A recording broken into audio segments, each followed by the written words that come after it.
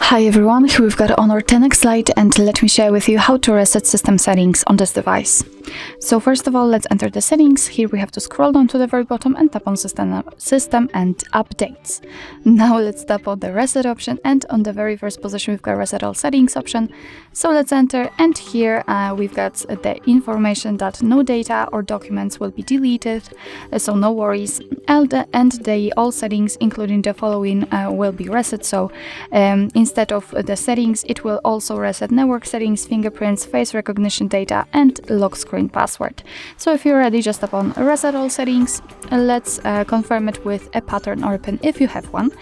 And right now we've got the information that right now the settings will be reset. Your phone may need to restart. This action cannot be undone. So if you're ready, just tap on reset all settings and wait a second.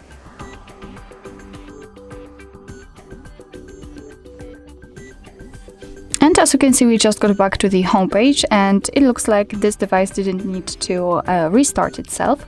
So actually this is it. This is how to reset all settings in your Honor 10X Lite. Thank you so much for watching. I hope that this video was helpful, and if it was, please hit the subscribe button and leave the thumbs up.